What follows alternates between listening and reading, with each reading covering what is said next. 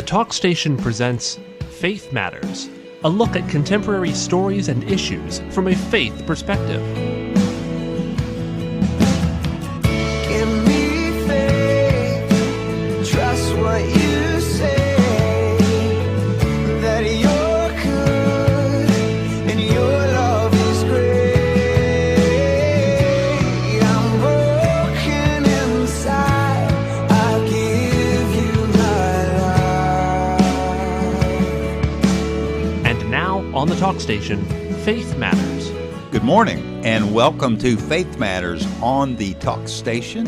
It's Sunday morning. It's the Lord's Day. I hope you're getting ready to head to a place of worship this morning. But we're gathered here in the studio to talk about some news items from a faith perspective. My name is Karl Zorowski, and I am the pastor of St. Peter's United Methodist Church here in Morehead City. And I'm Blake Larson, lead pastor at Liberty Church in Havelock. And my name is Bill Klear. I have the privilege of being the pastor at Open Door Baptist Church, a neighbor to one of these two churches. Sorry, Havelock, you're out of step there. Hey, Karl, you just said that you hope our listeners are getting ready for church, but we're in the studio. Well, yes, three pastors in the studio. That is commitment, because we've got to drive quickly from here to get to our churches. What a great joke on a Sunday morning. You know, a Methodist, a Baptist, and a non-denominational pastor are in a room. Somebody carry it to a punchline. Hurry. They walk into a bar and bang their head. And bang they their say, head. ouch. Yeah. But Wow. we are here this morning to, like I say, share some news items from a faith perspective. Before we get to that, I do want to remind folks that there's going to be a Red Cross blood drive this Tuesday from 12 noon to 5:30 at St. Peter's here in Morehead City. We are at 111 Hodges Street, right behind the State Employees Credit Union. So I hope you'll come out on Tuesday and give the gift of life. Our first article this morning comes from The Stream, and it's written by Billy Hallowell, and it's entitled Ex-Psychic's Warning After Tarot Cards Paranormal Sparked Rabbit Hole of Destruction. What a great phrase, guys, a rabbit hole of destruction. The article says, an ex-psychic whose encounter with tarot card reading as a child led her on a journey into New Age practices and the occult is offering a dire warning about the deception and dangers she encountered. Jen Nizza spent years doing readings and communicating with what she believed were the dead loved ones of her clients until she had an encounter with Jesus that changed everything. Her journey into the occult unfolded at a very young age when the door was open inside her home. She said, in my home, it was very acceptable to talk about paranormal activity, what people commonly call ghosts, which of course were demons. I had my very first tarot card reading at the age of 13. Around the same time, she said she had already begun experiencing what she now believes was demonic oppression. She was having dreams about events that would essentially come true. Rather than flee from these practices and experiences, Nizza became enamored and dove in even deeper after her first tarot reading. She said, that's when I really walked through the door because I was so intrigued by it, and I started seeking it out. I went full in. It was a rabbit hole of destruction. I had my own tarot cards. I kept going for readings. I became addicted to it. She then found herself exploring numerology and astrology, among other techniques. At the same time, she faced struggles with depression as well as an eating disorder. Still, Nizza forged on and started doing readings for friends, family, and eventually other clients. She said she eventually believed every single lie the New Age told her. She really believed she was helping people through her abilities and made an important proclamation about many of the psychics and mediums she has known. While many Christians might assume these individuals have diabolical plans, most believe they're assisting others. This is part of the destruction that happens, she said. I think it's the first line of deception. Psychic mediums, for the most part, are nice, compassionate people that really do want to help others. She said, Satan masquerades as an angel of light. You think that you're a servant of righteousness. Gentlemen, this article points out how easily it is to be decepted. Is that the right word? Yes, to be decepted by Satan into believing that something that is evil is good.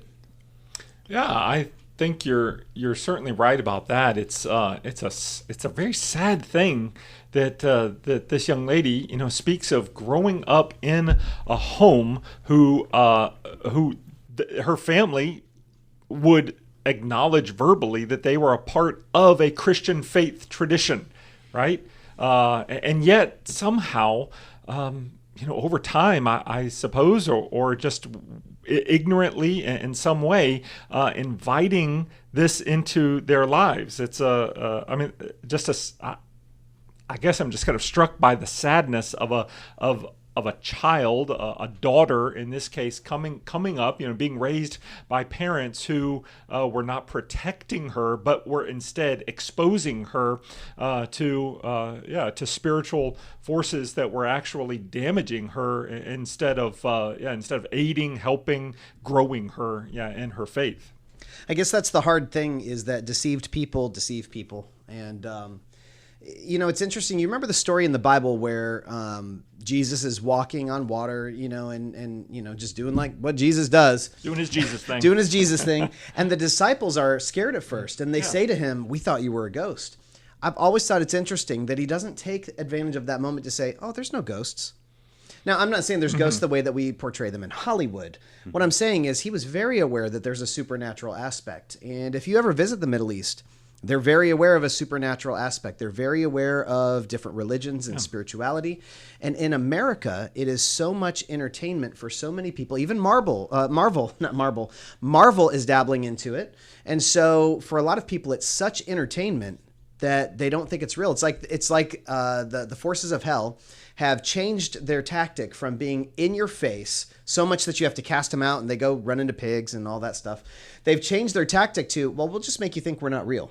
And you're absolutely right, Blake. This is a very wise strategy of our spiritual enemy all over the world. He knows that when he is working in, let's say, Uganda, that the best way to to do what he needs to do in Uganda and to keep people away from Christ and away from a family of faith is to frighten them with power encounters, where he's going to make himself seem very real. He is going to not make himself seem, he is very real, but he's going to show himself as very real, very manifested, very much around every corner, because he knows that it's the best way to drive them to distraction away from Jesus and toward how am I to deal with these demonic forces in my life. And in the same way, in the West, where we have this sort of false division between the physical and the spiritual, right? Oh, no, that's for Sunday morning, and this is for Monday morning. These two, we love our compartments in the West. Yep. He knows that the best strategy here is to play upon our quote-unquote educated and scientific minds, and say, oh, no, these things aren't real. That was just, some old thought. As a matter of fact, this is exactly why Francis Schaeffer would usually start off when he was talking to someone who did not know much about Jesus. He would usually start off talking about angels first, because he said, if I begin talking about Jesus by referencing angels, then they know we're already in a context that is outside of their natural understanding. Yeah. Mm-hmm. So that's how he kind of started off, and as do the Gospels. Quite a few years ago, when I was serving a church in another part of the state, my wife and I believed for a while that we had a ghost in the house where we were living. And there were strange happenings in the home that made no sense, and we realized we were dealing with something spiritual. And I talked to another pastor and explained to him we had a ghost in the house, and he said, What do you mean you have a ghost in the house? There's no such thing as ghosts. He said the Bible doesn't support ghosts. I said, well, the disciples thought Jesus was a ghost. He said, no. He said, you're dealing with some type of a demonic force that is getting you to believe in something that is not scriptural, that is not biblical. And he later came, and we prayed through the house, and we prayed this demonic force out of the house, and it was gone. It was pretty amazing. But I see these things like people dabbling in the occult. They don't realize they're dealing with some very dark, sinister forces that are bent on destroying us. I think that's the whole idea too with a New Age movement, is that you feel important because you have discovered something that's an ancient truth that society has forgotten, and so you start to feel like you're into something. But I would just say this, Book of Hebrews says that some people have entertained angels and not even known it. So obviously angels can portray themselves in ways that are not off-putting, and I would just remind you that a third of the angels fell. Yeah. And so you may have entertained a demon and not even known it. Yeah. And likewise, Paul in 1 Corinthians says that what the pagans sacrifice, they think they're doing well. But he said they offer their sacrifices to demons and not to God. That's very much what we're reading in this article. Most people would not say, well, let me go ahead and pray to a demon. Right, exactly. They think they're doing something different, as the former psychic here is saying. But that is just not the case. There's one truth. It's not objective. There is just one truth. So thanks for spending your morning with us here on the Talk Station. We'll be back after this with more of Faith Matters.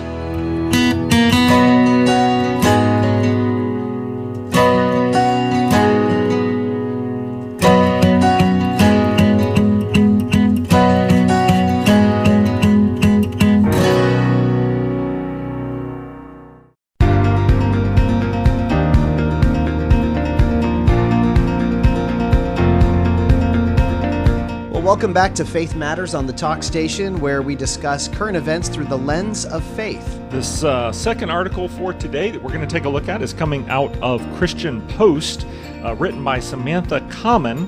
The title of the piece is "The UN Assembly Moves Closer to Declaring Abortion a quote-unquote human right." Common begins her article by writing, "Delegates at the United Nations General Assembly are finalizing negotiations on a resolution that would require all UN agencies to declare abortion a human right, reportedly due to pressure from the European Union and the Biden administration. The resolution contains language about abortion that has reportedly been rejected in other resolutions over the past decade. As the Center for Family and Human Rights, otherwise known as CFAM, earlier reported, it's being considered for adoption by the end of the month. According to CFAM, the resolution declares that governments should secure, quote, access to safe abortion, close quote, as a matter of policy and, quote, ensure the promotion and protection of the human rights of all women and their sexual and reproductive health. Western countries backing the resolution reportedly forced the inclusion of this language, although a Japanese diplomat leading the negotiations stated that delegations could not alter the language on abortion. It remained despite repeated objections, according to CFAM. Stefano Gannarini, vice president for legal studies at CFAM, said in an emailed statement to the Christian Post that both of these things have been done intermittently over the last 30 years. But he believes they have made it a priority now due to the U.S. Supreme Court's reversal of Roe versus Wade in June. Gentlemen, I think I must say that I think there's two kind of glaring controversial pieces here in this article. One is just the UN itself. I can't remember the last time really that I read something about UN action or sanction or resolution that I just thought, yes, that is productive and helpful to the world. But then also, of course, the obvious one here is the inclusion of language in a UN resolution to coerce UN agencies to provide for safe abortions wherever they are legal in the various nations around the world. We're certainly looking at the next, shall we say, the next chess piece move, the next piece move in this great game here with unborn human life in the balance. Yeah, I guess again, it depends. Do you presume that an unborn child is a human? Because if you do, then there's no such thing as a safe abortion. Because not for the unborn human. And so it really depends on what you see there. I, frankly, even outside of the morality of it, and the morality is a big thing to try to get out of, I have huge issues with the UN trying to supersede anything that we would have with our own laws that kind of flies in the face of that. So not a big fan about it. Doesn't seem like the number one thing that the UN should be focusing on. Wonder how Ukraine's doing over there. Wonder if there's anything that could be done over there. You know what I'm saying? It's just, but you know what? This gets the news. This gets the headlines, and here we are talking about it. Right. But it all starts because people who believe something different won't speak up. Yeah, and so we need to speak up. And when, honestly, I mean, when European Union nations, when the United States, when we look condescendingly on other nations around the world and say, "Oh, you're so backward because you do not provide the rights for people to kill innocent people," there's something very wrong about this. And to just kind of look at other nations and say, hey, catch up, get on board with the train of progress as we exterminate, innocent unborn life. Well, since the Supreme Court decision to overturn Roe, it seems like the whole world has gone into a panic over the woman's right to have an abortion. And what we need to remember is that the ruling from the Supreme Court did not outlaw abortion in this country. Yeah, now what that it is, did, Carl, you're what right, it but did, you wouldn't know that no, from you the wouldn't media know that. coverage. You would but think what that it did, it's like as I pitchforks understand, and torches. it said the decisions about abortion will be done on the state level. We're reverting that power back to the state. And it's not that the Supreme Court ruled it illegal, but that's, like you said, that's what you hear. And since everybody's so afraid that you're not going to be able to get an abortion, well, let's get the United Nations to say that this is the rule for all of the educated countries in the world, for all the people in the world who care, that it is a basic human right to have an abortion. The United Nations said so. And if everybody has that right, then how dare you deny somebody that right? Yeah, it very much is the case that the Supreme Court ruled that this decision, right or wrong, they ruled that it should be pushed down closer to the ground, closer to the individual. Right?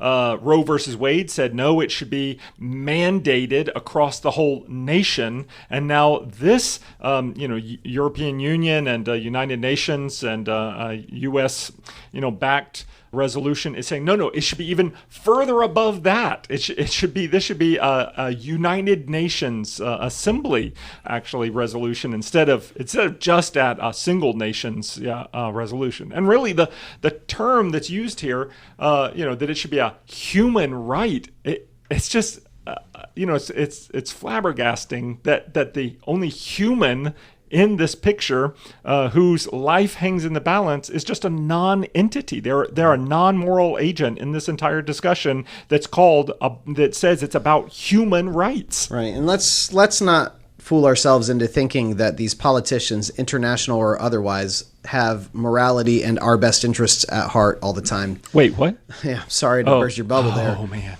Listen to this later on in that article. It says this. It says abortion is cheaper than providing health care and social support to mothers and their children. Yeah, I read that. Yeah. Yeah, and so the almighty dollar is still at work here. Of course. But I would be remiss, and I think we would all support this, that, listen, there are other options, and abortion is the word that gets the most news in this subject. But keep in mind, there are pregnancy resource centers. There are places that can help you get equipped. There are people who would love to have kids who don't have them. There are other options other than abortion, and there are places of faith that are willing to help you with it, whether you have faith or not. There are a lot of people that would provide other options for unborn children. So don't let the government tell you that this is the only viable option. Don't let the government tell you what your rights are. Go to the Bible and see what the Lord would tell you that your human rights are. All people are made in the image of God. We all have dignity as far as that goes, and there are other options. So please reach out to a local pregnancy resource center. And you have to, you made the reference, look at the Bible, see what the Bible has to say. I wonder, how did the world wander so far from God's original plan for humanity that we now have to write our own laws to justify what is to many the murder of an innocent child? We had an article several weeks ago, I think, Bill, I think you and I may have been the only two here that week, where we were talking about the view of abortion from other religions. And it was a fascinating discussion. We talked about Judaism and that they don't believe that that they receive personhood upon being born, but not before that. We talked about the Hindu faith. We talked about the Muslim faith. And by and large, abortion is not looked upon favorably by any of these religions. And according to this article, up until recently, the General Assembly of the United Nations, they were kind of on board with governments should try to help women avoid abortions. And now all of a sudden it's done a 180, and all of this seems to have come out of the Supreme Court decision. Right. Well, I mean, I have to say, in the article it said that this is happening due to pressure from the European Union, and then it said the Biden administration. And as much as it pains me to say, I don't think that that's the proper way of talking about this. When you're talking about something happening with the UN and the UN Assembly, the General Assembly, we have to talk about it as our nation. This is coming from the United States of America. It's not coming from a presidential administration as though, on that level, on that global level, we can kind of split hairs and say, no, that's their administration, and I don't agree with that. Once we get to that level, this has to be seen as the voice of the United States of America. The pressure, the backing of the United States of America. And yeah, it's definitely true that up until this moment, the UN was much more in favor of a safe birth and giving parents resources to care for their children in infancy, to lower the infant death rate instead of actually giving an avenue, for increasing the infant death rate, for preborn infants. Yeah, I think the problem also there is that the United Nation, it is supposed to represent our nation, and clearly our nation is not united on this subject. So for an administration to be pushing one side of it when it is clearly a hot button issue right now, it seems pretty wrong to me. And it's not just a hot button issue now. It's been a hot button issue for decades. And people on both sides feel very passionately about their point of view. They've got their heels dug in. And at this point in time, I don't know that anyone who is pro-abortion or anyone who is pro-life is going to change the opinion of somebody on the other side. Everybody's made their mind up. But what we'll do is we'll get people like the UN to declare that it's a human right, and somehow that'll make the discussion magically go away.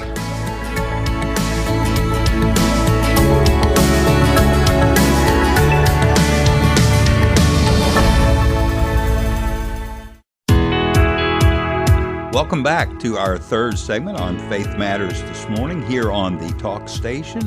Blake, you're going to take us now on a little road trip down to Texas. Yeah, everything's bigger in Texas, including the name Milton Quintanilla, who wrote this article on Christian Headlines. It says, New Texas law requires public schools to display "In God We Trust" posters. It says, A new Texas law orders public schools to display posters with the national motto, "In God We Trust," in a prominent place. Senate Bill 797, proposed by Texas Republican Senator Brian Hughes, requires schools to display this. It has to be donated by a private donor or purchased by the school with private donations. That's pretty interesting to me. The display must also feature the American flag and the Texas state flag. No other additional words, images, or other information are permitted to be included on the poster. The national motto, "In God We Trust," asserts our collective trust in a sovereign God, Hughes tweeted last week. He goes on to say, "I co-authored the bill in 2003 that allowed schools to display the motto, and last year I authored the In God We Trust Act, which requires a school to display the motto if there is no cost associated with the display." Bill co-sponsor Republican Representative Tom Oliverson of Houston also expressed optimism about the displays. He said, "We felt just like it was our great opportunity to display our national motto in our public schools." He said, "This was an idea I had after seeing something similar happen in a couple different states." Now, what's interesting about this article is that it requires them to display it, but it does not require the federal government or state government to pay for it. That is correct. I also think it's interesting that guy said, this is an idea that I had after I saw somebody else do it. Yes. I thought that was pretty clever of him. Yeah, but yeah, of course, you can't have the school pay for it. You can't have the public school system pay for it. You can't have the taxpayers' money paying for a poster that says, "In God We Trust," which every dollar bill and every coin that we produce has the same phrase on it. That seems a bit odd to me, but I imagine that the idea is just to kind of try to, go ahead and head off all of the court, cases that would arise out of that.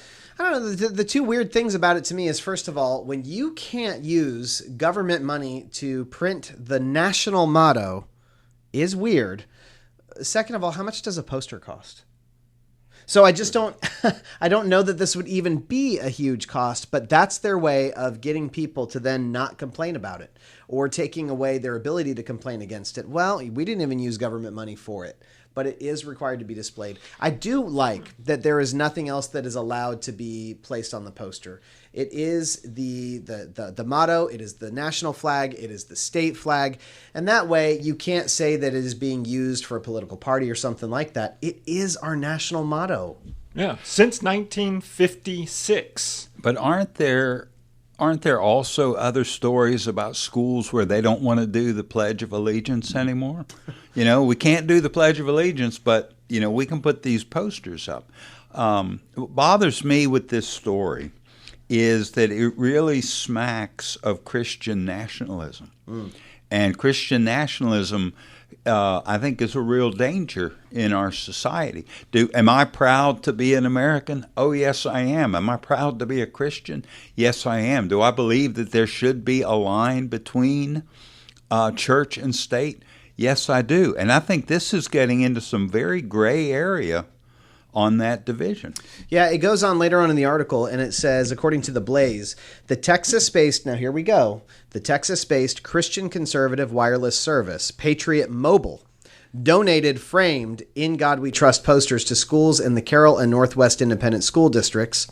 And Patriot Mobile will continue to make donations, quote, until all the schools in the Dallas-Fort Worth area receive them. Now, it says this. It says, "We are honored to be part of bringing God back into our public schools," is what they put on a Facebook post. And here is what I would say. Putting the poster up does not put God back in the school. No, it does not. I don't think it hurts. It does not put God back in the school. If you want God back in the schools, you need to make it so that they're allowed to pray. Not mandated. Allowed to pray. Allowed to pray. I'm a little bit older than the two of you when I was in. Put together. Sorry. Sorry, thank Carl. you, Bill. That's not true, by the way. No, but it's almost true. But anyway, when I was growing up, even in the public school, our class would stop and have a prayer before we went to the cafeteria for lunch. Maybe it's because of the food in the cafeteria we needed to be. You needed it. You needed to cover it. No, but the thing was, there was no question about it. All right, but I look back on that and I think, well, there was this one child in our class who was Jewish. How did she feel about the prayer that was offered by the teacher who was a Christian? Maybe there was somebody in that class who wasn't a believer. I don't know. How did they feel about it? I can see where leading a class in a Christian prayer prior to going to lunch can be problematic for somebody in that room. People will be quick to say, well, see, that's when society went downhill, was when we quit doing that. I understand where they're coming from. But I also have to remember that this is a public school paid for by the government or paid for by the taxpayers through the government, and that there is this separation of church and state that has to be respected. Yeah, I do agree with that, and I do think that it would be problematic for teachers to be leading a class. It's mandatory for the student to be in the class, and for a teacher to lead that class in prayer, it's at some point I think would be very problematic. However, let me say, and I must say that I'll show my cards and say my knee-jerk reaction to this, to the idea of my issue with it was putting the words "In God We Trust" on a poster which must have the U.S. flag on it. I feel uncomfortable with wrapping God in an American flag and that sort of thing. But let me just let me push back against something that Karl said. Well, don't forget you got to have the Texas flag on there too. Yes, that doesn't make me uncomfortable at all. But that's but let me push back against Karl said a moment ago something about this just smacks of Christian nationalism, and I would say this is our U.S. motto. We do say "In God we trust" in our Pledge of Allegiance to the United States flag. And let me also offer up the idea that, this does not say, these posters are not mandated to say "In Jesus we trust." But instead, that's true. You make a very good God point. we trust. And I do want to point out to the listeners that haven't turned off the radio yet that I did not say that this smacks of Christian nationalism, but it veers that way. And one of the problems that the church is fighting in the country right now is those who are not part of the Christian faith really labeling the church as being Christian nationalists. Right. Because there is that faction. Yeah. Now, over at Liberty, church, obviously liberty sounds like America, right? It means freedom. What I would say is this. We love our country. We give honor where honor's due. We understand the cultural areas. We serve a military community. We honor Memorial Day. We honor Veterans Day, things like that. That's part of the culture that we're in. But more important than the patriotic culture is the culture of being a part of the kingdom of God. Mm-hmm. I don't have a problem with displaying things about our country because this is the country we exist in. That is our national motto. It shouldn't be that bad. However, let me just veer into the conspiracy theory area. Isn't it interesting that the law has specific verbiage that says you are required to display this, but don't worry, we won't use government money. And then here comes some little company. Hey, we're Patriot Mobile, and we would love to pay for this. I wonder who spoke to who and at what sequence of events it was before. Because wouldn't that be a weird law to put into effect without knowing if there were private donors just lining up to do it?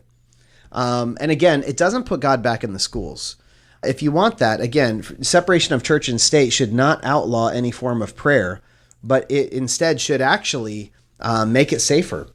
That the school cannot come and shut down prayer for somebody who wants to. So if you want to do, instead of a prayer-led, before the sloppy joes in public school, and you may want to pray over that, whether you're a Christian or not, if you're going to eat a public school sloppy joe.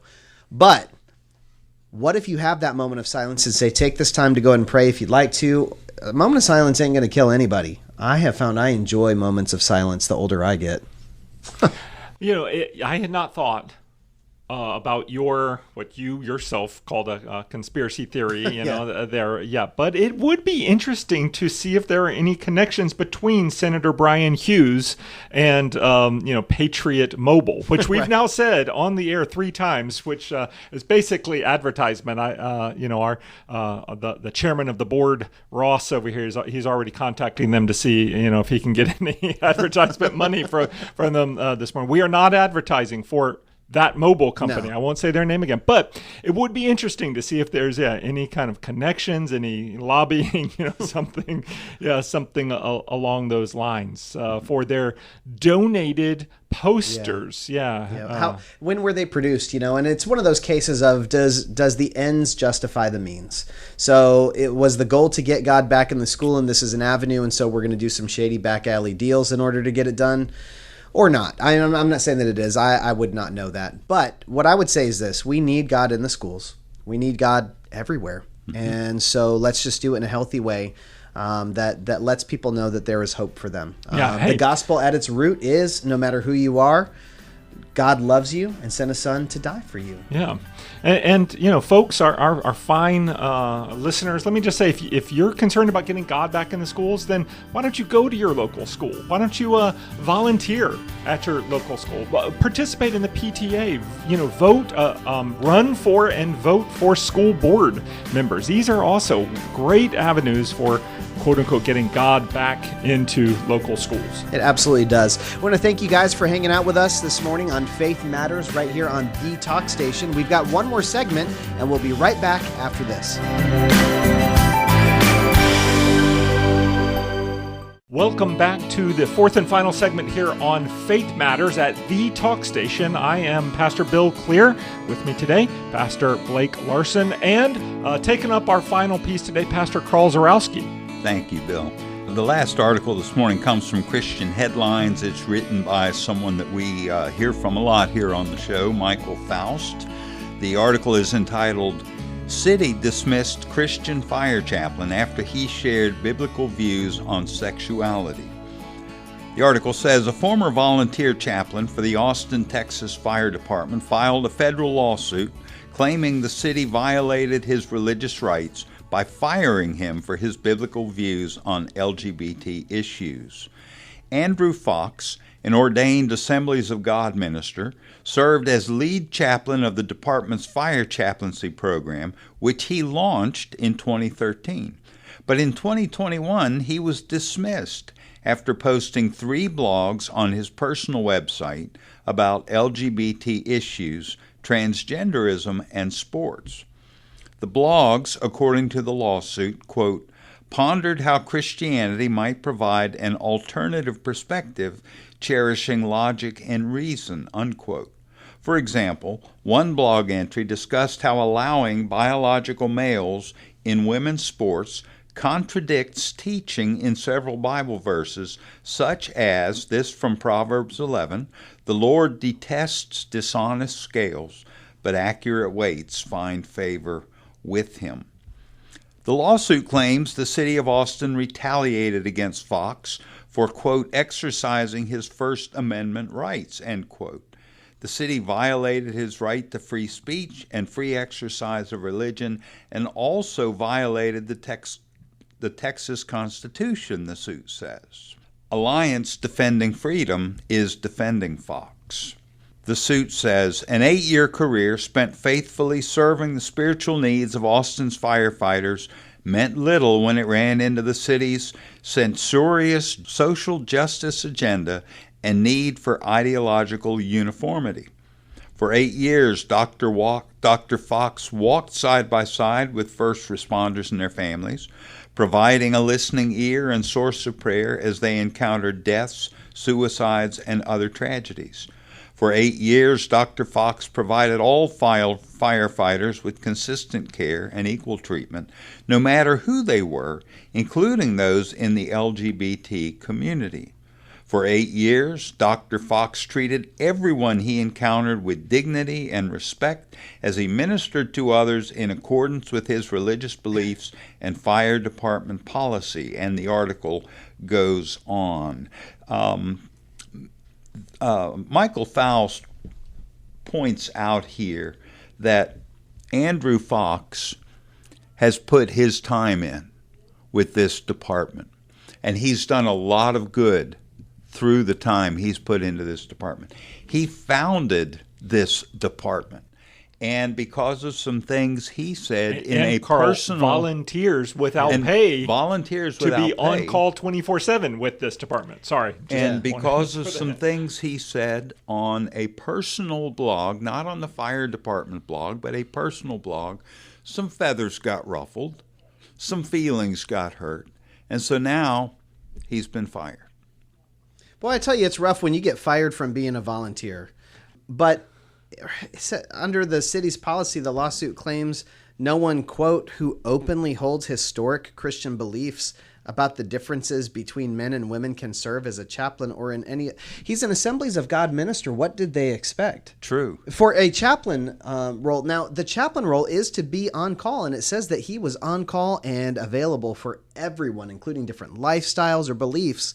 But what did they expect by having a Christian minister as the Blake, chaplain? That's just the thing, is that you know that he has been consistent in his messaging all along as an Assemblies of God pastor, but he's been doing this for 8 years. This is nothing new. No. So what they expected from him was exactly what they were getting 8 years ago.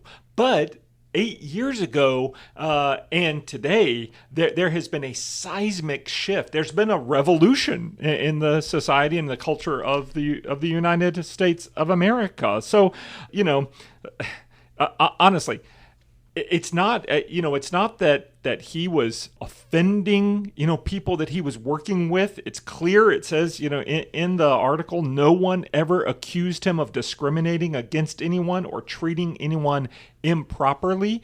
He has just simply found that his message, although welcomed 8 years ago, now it is it's an offense to the politicians who are over the city of Austin. Yeah, you know what the scariest word in that quote for me too, when it says openly holding historic Christian beliefs, is openly. Mm-hmm. So that you can't do it if you openly hold it. Well, again, you're Assemblies of God minister. I mean, what do you expect? But so you can secretly hold those opinions? Yes, that's exactly what it is, Blake. You can hold those opinions as long as you practice your freedom of religion. You are free to practice your religion in your home. And keep it to yourself. That's right. So you want a Christian minister to be on call 24 hours a day to show up and not be a Christian minister? That's what it sounds like. It's just a weird thing. Now, if he's using every opportunity, I'm so sorry, you've been through a trauma, let me proselytize. I get it. There's no hint, no evidence of that here. You have somebody who says, hey, this is who I am, and I'm willing to be on call. You can call me at 2 a.m. on a Thursday morning, and I will be there. But because of his own personal viewpoint, it's detestable. And it is detestable. And I have to say that everyone should be concerned about this, because if this is set as a precedence, then it doesn't matter what your views are tomorrow. Yep. It does not matter if your views are, just totally antithetical to the Christian faith. Okay, even though it seems like this article and this concern here is about those who hold openly to a Christian faith, that is a very small part of this. Right. Because if this is precedence in Austin, that means that they can fire you for saying anything that they don't agree with tomorrow. Oh, it's kind of a spiritual don't ask, don't tell.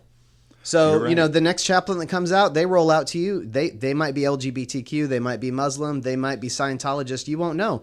Why can't you just know who they are and just agree to disagree on certain points? Like, is that not something we do anymore? Can we not just have different opinions and still respect people? Well, out of curiosity, I went online and found his blog. And his blog has a very interesting title. It's called Willie Woke and the Chocolate Factory. I don't know, maybe he's going to run into some trademark issues there. But I found the article that got him in so much trouble. And the blog post did have to do with transgender athletes and how it was making the playing field, so to speak, unfair. And in this post, he quoted Martina Navratilova, who said transgender athletes in women's sport is insane and cheating. So he was quoting somebody else. And then he also quotes transgender Caitlyn Jenner, who gave her opinion as a former male gold medalist, saying, "That's why I oppose biological boys who are trans competing in girls' sports in school. It just isn't fair." And all that Fox was doing was saying, I agree with these people. It's not right. It's just not right to do this. And this cost him his job just to express his opinion. No, not his job.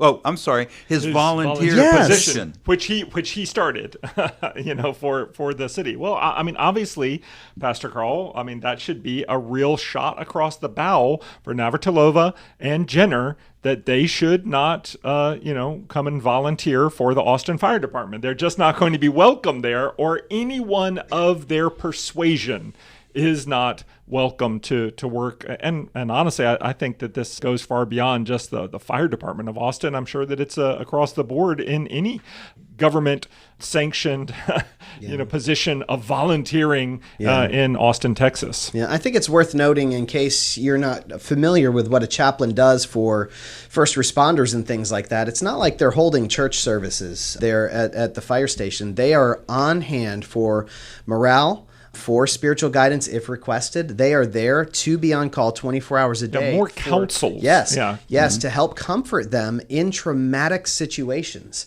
And by the way, if you find yourself in a traumatic situation, you might find yourself next to an atheist who comforts you or something, whether they're a chaplain or not. And in that moment, you really won't care. These people put their lives on the line to help protect us, help keep things safe. And the least we can do is provide somebody who does that. And that's what this guy was doing. The lawsuit says Americans cannot learn to respect each other's differences when they face career-crushing consequences anytime their personal beliefs, expressed openly on their own time outside of work, contradict the ideological commitments of some human resource officials. It's just tragic what has happened to this man. He, as you said, Blake, he is a Church of God minister. As a Church of God minister, I imagine it's hard for him not to share his views sometimes. But as a chaplain, a responsible chaplain is not going to do that unless they are asked by the person. And then it's fair game. And then it's fair game. But this fellow, it talks about career crushing. Does it affect his pocketbook? No, but this has been his life, and it's been taken from him. Absolutely. Well, thank you guys for spending this morning with us on Faith Matters. We hope that you are on your way to a local worship assembly, and we will talk to you next week right here on the Talk Station. Thank you for joining us for Faith Matters. To revisit today's program or to find more episodes, visit thetalkstation.com. Give me faith, trust what you say, that you're good and your love is great. I'm broken inside, I give you my life.